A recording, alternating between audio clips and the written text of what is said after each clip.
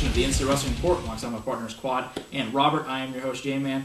This edition of the IWR are going to do an IWR Topix show. First thing out of the gate is really sad news in the wrestling world. Last week, with the death of Randy Macho Man Savage in this car accident. A lot of stuff going on. A lot of words finally coming in. Waiting a toxicology report of what actually really did go down. It's reported it was a heart attack possibly, and veered over in 3 lanes and crashed into a tree. He was in the car with his wife. His wife just got minor injuries and just got out of the hospital this past week. But Randy Macho Man Savage passing away, and really sad news in the wrestling world. It is very sad news. Anytime any wrestler dies of unexpected causes, it is very sad. The Chris Benoit's, the Eddie Guerrero's, even the Owen Hart is the worst. Yeah. It just shows how you should take life into perspective of how quickly it could end just like that. Yeah. And it also shows that Macho Man needs to be in the Hall of Fame. He has done so much for WWF, WWE, all that. He's helped a lot of wrestlers. Just on this past Monday's Raw, CM Punk dressed up in Macho Man's colors. Awesome. Right after all that happened, thousands of tweets came through from fans and even current wrestlers, former wrestlers. So, it was a sad day in wrestling when Macho Man passed away. I remember matches. I've heard of matches with Steamboat and Macho Man that were just epic matches. My favorite Randy Savage moment was in 1995. He won the world title in the World War III 16-man Battle Royal. Just watching him win that title is my really first, inkling into how good Savage was, and just watching this and watching him celebrate and watching him defend the title and stuff, and all his little stuff with Hogan, the friendship, the feuds, with Sting, and they were the mega powers, and that's what I grew up watching. This is what my favorite wrestlers at the time, and it was a sad moment hearing that Savage passed away. Not really one of my favorites of all time, but really, I just really appreciated his work. I mean, he's one of the best workers in WWE. He had a great character, great personality, and really was revered as, a really good guy. He was the crazy, Macho Man guy, but really was the guy who'd show up and, just put on just some great matches throughout the 80s and into the 90s, going into WCW, and just really sad, as Quad said, he's not in the Hall of Fame. It's just something that should have been, in the first couple of years the Hall of Fame was, introduced. They should have, or reintroduced, I should say. Should have been a guy that should have just been a first ballot, just straight going in there. But really sad news in the wrestling world. It's very sad, but it's not. It's one of the times where you want to go, even though it's sad to say, go find his DVD and see how good of a wrestler he really was. You can hear from stories of people saying how good matches. Watch his matches and grade them yourself. Yeah. And look at his commercials. His famous commercial, "Snapped into the Slim Jim." Oh yeah! I mean, it just gets me pumped up just thinking about it. I want to go get this DVD and watch it. It was really creepy because I ended up actually getting.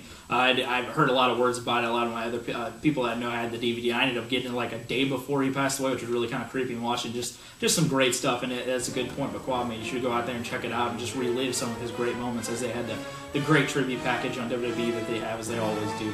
But really sad news seeing Macho Man passing away. Next up here, we have the great news, in my opinion, of the Ring of Honor sale to Sinclair Broadcast Group.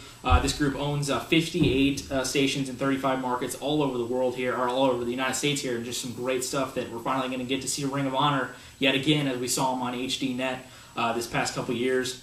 It'll also be available online. You could watch it, which wasn't available for HDNet. Could not get on there and check that out. Only had a couple people on YouTube uploading them there. And not really big changes going to be happening inside the company. A lot of positions are going to be staying the same. A lot of the announcers are going to be staying the same. Delirious will still be booking. And, I can't think of his name, Gary Silkin will also still be in charge, as you can kind of say. But big news of Ring of Honor sale to the Sinclair Broadcast Group. We go from one extreme to another on our show. We go from the death of somebody to the rising of the company. Yes. ROH is a company that's going to be coming up soon, and if you don't know what we're talking about, you need to see it. I started watching wrestling about 2006, started following ROH when I started hanging out with the company here, and then it just blew my mind of how amazing wrestling can actually be. Yeah. It is high-paced, it is knock your socks off. It's pretty much a slobber knocker in wrestling words. It is very intriguing. I'm very happy because more people are going to watch it. And who knows, it may pass TNA one day. And I hope it will, because TNA is on the downhill, and ROH is here for you guys, for the fans. I mean, it kind of actually the two topics we're talking about kind of carry over each other because Randy Savage made an appearance in Ring of Honor back in 2004. So, but Ring of Honor, you got guys like Eddie Edwards, world champion right now. Most fans don't know who this guy is. He's kind of a young Kurt Angle. You got Davey Richards, you got Chris Hero. Just the talent that's in Ring of Honor. I've been following Ring of Honor about 3 years, and just you go to their shows, it's like nonstop, move, move, move, move. There is no lull. There is no, let's see what happens 20 minutes later. No, it's all or nothing. Yeah, they just give their all. They go all out. Once they get a channel, and they're in the St. Louis market, which is one of the biggest wrestling markets there is. Yeah, they're just going to explode. People are going to know who these guys are, and it will pass TNA because TNA right now with Hulk Hogan is crap.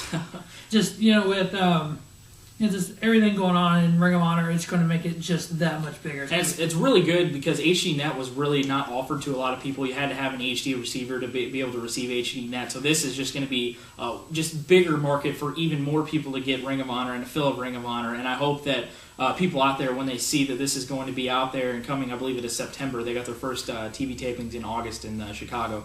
But once this finally gets out there in Chicago, there's just going to be such a new influx of people that are going to be noticing what real wrestling should be. TNA has this new campaign talking about wrestling matters. And yeah, there are a lot of great talent in TNA that really, that should be known as the guy that should bring wrestling to the forefront as WWE's all entertainment and all this kind of crap. But Ring of Honor is the real true wrestling that you're going to receive. You're not going to get this bull crap that filler time and interview crap and all this stuff. You're just going to get fast-paced, as Quad said, fast-paced, just intense wrestling that really, it'll bring it back to the roots of what wrestling's all about and bring a new flair to it that people are just going to enjoy. And I hope this new connection with Sinclair Broadcast Group is just going to just elevate Ring of Honor to even bigger heights. And with ROH, it's just... You have all these young guys, but you also have the Shelton Benjamin, the Charlie Hosses. You have the people who have made impact and are helping with these new guys. And you have everybody. You have, like, if you watch some WWE, some CM Punk, Brian Danielson. Cornette's there too. Jim Cornette, Brian Danielson, and all them all have a lot of wrestlers have roots back to that company, and it just shows the good companies. It's on the move. And you got Jim Cornette running everything. He's more like, not like a GM, but he's that type. He's in the process of doing that kind of stuff. So you got somebody who knows wrestling. Yeah. He knows what the fans want. He's been at the top of the peak of wrestling. He's about to take an independent company and battle with these top two. Yeah. It's going to be a real fun time in wrestling coming in the fall. Yeah. Next up, we're going to be talking about the anonymous Raw General Manager. This thing has been going on since June 21st of last year. If we can believe that, how long it's been going on here. It's going back to the stuff going on with Nexus, taking out Bret Hart and all the chaos going on there when Nexus debuted back in June. And this stuff has just been going on for so long. It's just getting so stale. And, have Cole always getting up there and saying, I've received another email. It's just getting so carried on. A lot of names been thrown around. I think there's possibly more names you could vote out of being GM than you can think of who's going to be the GM. There's more names you could think that won't be than will be. It's almost so many names been thrown out. The Michael Coles, the Triple H's, the Vince McMahons, the Stephanie McMahons, the whoever one you name, Bret Hart's, freaking Rocks, Austin's, any people you want to name that have been thought of as being the Raw General Manager, but just something that needs to get over to the Raw General Manager and get out of here. This is stupid. This has literally been dragged on for way too long. Yeah. This whole thing with Michael Cole, and when Michael Cole's in the coal mine, he got it on his iPad. This is awesome. And then I love that. It got to when Michael Cole wasn't doing it, got to Josh Matthews, and then Jerry King, and then it's just like, who's going to do it next, and who cares? I really don't think they have idea of what the fuck they're doing. I think they're just saying, let's see how long we can do this, see how much technology we can use for this, and then we won't have a GM. Because SmackDown has a GM. Why can't Raw? Yeah. Well, I mean, the whole thing with this is because of the Nexus coming up and, when they were NXT and just, taking Bret Hart out and everything, it's getting really stale, really, really stale. Vince is like, why do I have to do anything when my competition is shooting themselves in the foot? Yeah. They're not doing nothing that's going to make me want to jump out and do this. We'll just keep this going for a year, 2 years, and see how long we can do it. I think Vince, in the back of his head, knows who he wants to do this. It's probably nobody huge like a Rock, Austin. I mean, the people who grew up watching these guys are like, Austin, that'd be so awesome. No, it's not going to be Austin. It's not going to be Shawn Michaels. It's going to be somebody like an Abraham Washington or somebody who, once it's announced, be like, we've been waiting for what? They need to get it over with. Just announce it, get it done with, and have two GMs and just You know, They've hinted at people like on some of them. There's like they've done the Rock, they've done Roddy Piper, they've done Austin. This is the bottom line because somebody said so. because the GM says so. I really think either they don't know or they're just waiting for Cole. Yeah, Vince knows. Vince knows everything about his company. That's the biggest thing is they got all this build up with Michael Cole, all the heat he's been getting for all the stuff they've been doing. It made a lot of sense from a lot of the first inclinations of who it was going to be. Was thinking probably Vince McMahon just coming in and just going to take over as being the Raw GM. But then when they started really rolling with Cole and all this stuff that's starting to build up here, and now that they're kind of fading away with that angle they did it with King, it would be a good idea to get him out of there. And JR coming back in and doing a little bit more announcing here and there. Announced the last couple of pay-per-views, a couple of different matches here and there. Announced the final part of WrestleMania, which was great to hear.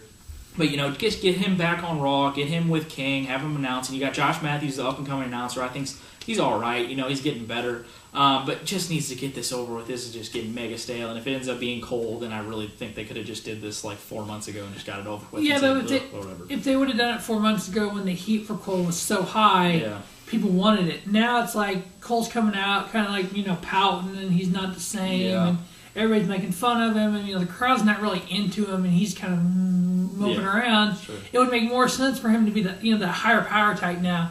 I'm the GM. I've been in charge the whole time. You guys are going to listen to me now. And unfortunately, I'm afraid that would start something with him and Jim Ross, which we do not need. Oh, God, no. Oh, good Lord.